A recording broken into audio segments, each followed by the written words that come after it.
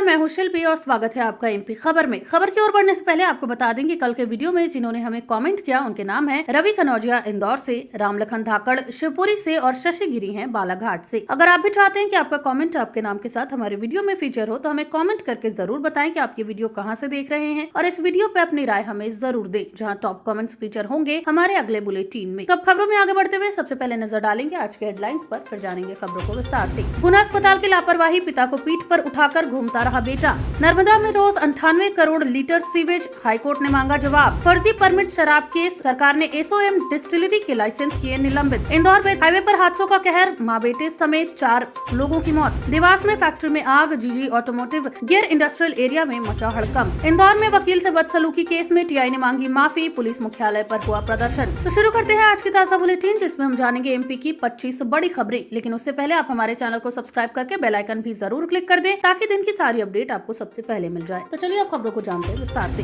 ग्रामीण आजीविका मिशन में घोटाला, उमरिया में जिला प्रबंधक की सेवा समाप्त। उमरिया में ग्रामीण आजीविका मिशन में फर्जी बिल और अनियमित भुगतान का खुलासा होने के बाद कलेक्टर धर्मेंद्र कुमार जैन ने जिला प्रबंधक महेंद्र कुमार बारस्कर की संविदा सेवा तत्काल समाप्त कर दी है। जांच में बारस्कर पर बिना मान्यता के भुगतान और एक ही व्यय का 2 बार भुगतान किए जाने का आरोप पाया गया, जिससे लगभग 2,80,000 की अनियमितता उजागर हुई। विभागीय जांच में प्रशिक्षण व्यय और मानदेय के लिए स्वीकृत राशि का 2 बार भुगतान तथा बिना अनुमोदन राशि निकासी जैसे गंभीर आरोप सिद्ध हुए। इसके बाद कारण बताओ नोटिस जारी किया, लेकिन संतोषजनक जवाब नहीं मिलने पर संविदा रद्द कर दी गई। पुलिस ने भी धारा 316 बीएनएस के तहत मामला दर्ज किया है और जांच जारी है।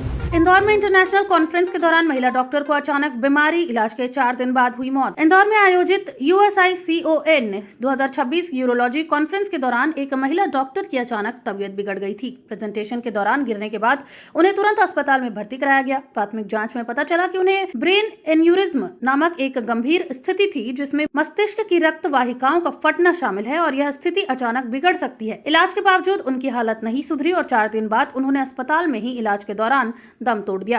प्रारंभ में उन्हें स्थानीय अस्पताल में भर्ती किया गया था और बाद में परिस्थिति गंभीर होने पर अन्य अस्पतालों में स्थानांतरित करने की योजना भी बनी थी, लेकिन वे अंतिम तौर पर नहीं बच पाई। यह घटना चिकित्सा समुदाय और सम्मेलन के प्रतिभागियों के लिए काफी दुखद है। इंदौर में लव जिहाद फंडिंग केस में पूर्व पार्षद अनवर कादरी को हाईकोर्ट से जमानत। इंदौर के लव जिहाद फंडिंग मामले में आरोपी और पूर्व कांग्रेस पार्षद अनवर कादरी को मध्य प्रदेश उच्च न्यायालय ने जमानत दे दी है। हाईकोर्ट की बेंच ने उनकी याचिका स्वीकार करते हुए उन्हें 25,000 रुपए के व्यक्तिगत बांड और समान राशि के एक वरिष्ठ जमानतदार के साथ जमानत पर रिहा कर दिया गया। अदालत ने यह भी निर्देश दिया कि कादरी को मुकदमे के दौरान नियमित रूप से संबंधित थाने में रविवार को हाजिरी देनी होगी। मामला प्रेम जिहाद की फंडिंग से जुड़ा है और अभियोजन के अनुसार उन पर आरोप है कि उन्होंने धन देकर ऐसे अभियानों में मदद की। हालांकि अदालत ने मामला के मुद्दों पर टिप्पणी नहीं की, लेकिन उन्होंने प्रक्रिया पूरी होने तक उन्हें जमानत दे दी है। यह फैसला उनके लगातार जेल में रहने के महीनों बाद आया है। मतदाता सत्यापन में बदलाव, 2,27,000 मतदाताओं के लिए अब घर पर सत्यापन की मंजूरी। भोपाल में मतदाता सूची को त्रुटिहीन बनाने की प्रक्रिया में तकनीकी समस्याओं के कारण बड़ी उलझन आई। पहले 1.16 लाख मतदाताओं के लिए मतदाता सूची सत्यापन केवल कार्यालयों में संपन्न करने का प्रावधान था, पर त्रुटियों के कारण यह संभव नहीं हो पाया। बाद में राज्य निर्वाचन कार्यालय ने नया निर्देश जारी करते हुए 2,27,000 मतदाताओं के मामले में घर घर जाकर सत्यापन करने की इजाजत दे दी है।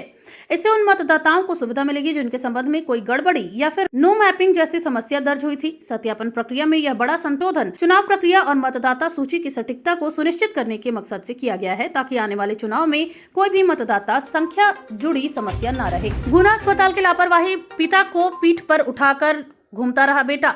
गुना जिले से अस्पताल व्यवस्था की शर्मनाक तस्वीर सामने आई है। यहाँ एक 75 वर्षीय बुजुर्ग मरीज को इलाज के लिए अस्पताल ले जाया गया था, लेकिन अस्पताल में स्ट्रेचर या व्हीलचेयर उपलब्ध नहीं कराई गई। मजबूरी में बेटे को अपने बीमार पिता को पीठ पर उठाकर वार्ड तक ले जाना पड़ा।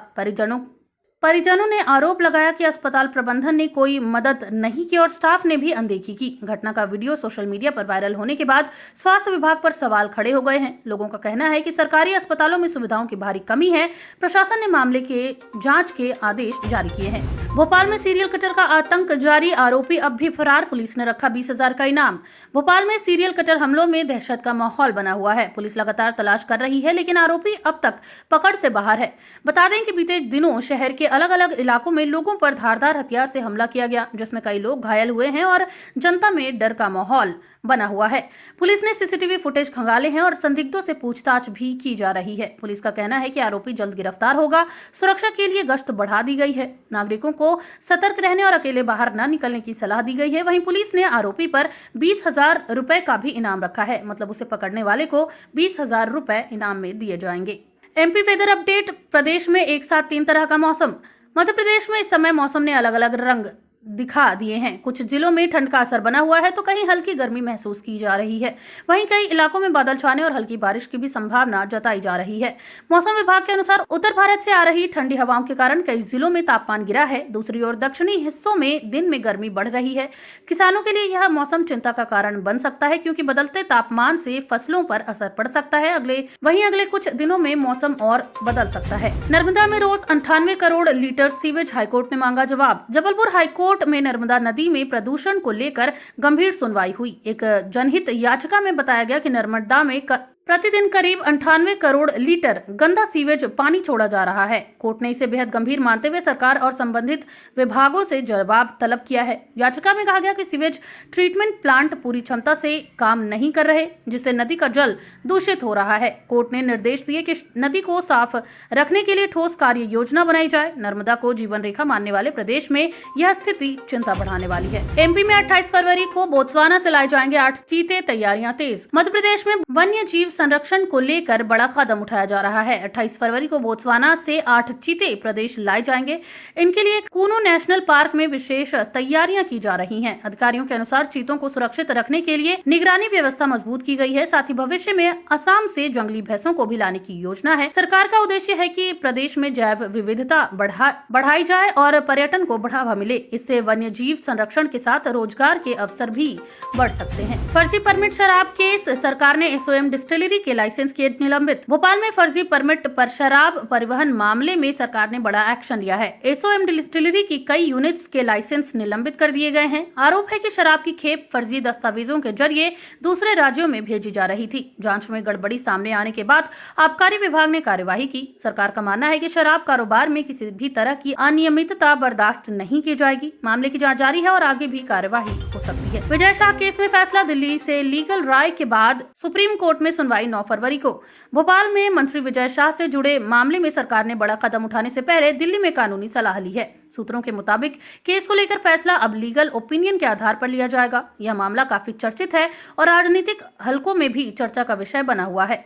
वहीं सुप्रीम कोर्ट में इस केस की अगली सुनवाई 9 फरवरी को तय की गई है। विपक्ष लगातार कार्रवाई की मांग कर रहा है और सरकार का कहना है कि सभी निर्णय कानून के दायरे में रहकर लिए जाएंगे। अब सबकी नजर सुप्रीम कोर्ट की सुनवाई और उसके बाद आने वाले फैसले पर टिकी है। इंदौर में वकील से बदसलूकी केस में टीआई ने मांगी माफी। पुलिस मुख्यालय पर हुआ प्रदर्शन। इंदौर के आजाद नगर थाने के टीआई पर वकील से दुर्व्यवहार का आरोप लगा था। इस मामले में वकीलों ने पुलिस मुख्यालय पर जोरदार विरोध प्रदर्शन किया। वकीलों का कहना था कि पुलिस अधिकारियों का व्यवहार अनुचित है और कार्यवाही होनी चाहिए। विवाद बढ़ने के बाद टीआई ने सार्वजनिक रूप से माफी मांग ली। पुलिस प्रशासन ने भी मामले को शांत कराने के लिए बातचीत की। वकीलों ने चेतावनी दी कि यदि आगे ऐसा व्यवहार हुआ तो आंदोलन तेज किया जाएगा। यह घटना पुलिस और वकील समुदाय के बीच तनाव का कारण भी बनी हुई है। महाशिवरात्रि पर महाकाल मंदिर में विशेष दर्शन व्यवस्था। महाकाल लोक में बढ़ी सुरक्षा। उज्जैन के श्री महाकालेश्वर मंदिर में महाशिवरात्रि को लेकर विशेष तैयारियां की गई हैं। लाखों श्रद्धालुओं के आने की संभावना को देखते हुए मंदिर प्रशासन ने दर्शन व्यवस्था को सुचारू बनाने के लिए नई योजना बनाई है। महाकाल लोक परिसर में सुरक्षा बढ़ा दी गई है और अतिरिक्त पुलिस बल तैनात किया जा रहा है। श्रद्धालुओं को लंबी कतारों से बचाने के लिए विशेष प्रवेश और निकास मार्ग बनाए गए हैं। वहीं प्रशासन का उद्देश्य है कि भक्तों को बिना परेशानी बाबा महाकाल के दर्शन हो सके।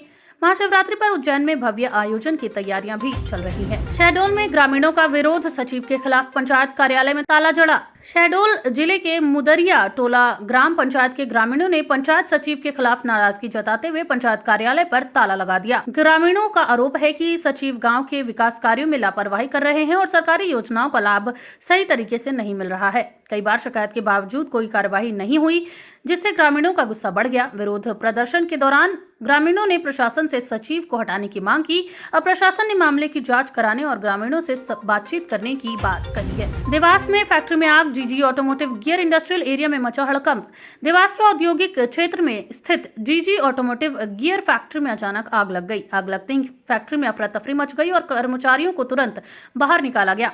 दमकल विभाग की कई गाड़ियां मौके पर पहुंची और कड़ी मशक्कत के बाद आग पर काबू पाया गया। शुरुआती जांच में शॉर्ट सर्किट को आग लगने की वजह माना जा रहा है। घटना में बड़ा नुकसान होने की आशंका है, हालांकि किसी के हताहत होने की खबर नहीं है। प्रशासन ने फैक्ट्री सुरक्षा इंतजामों की जांच के आदेश दिए हैं। तो ये थी आज के तमाम ताजा अपडेट्स। ऐसे ही और अपडेट्स के लिए बने रहिए एमपी खबर के साथ। धन्यवाद।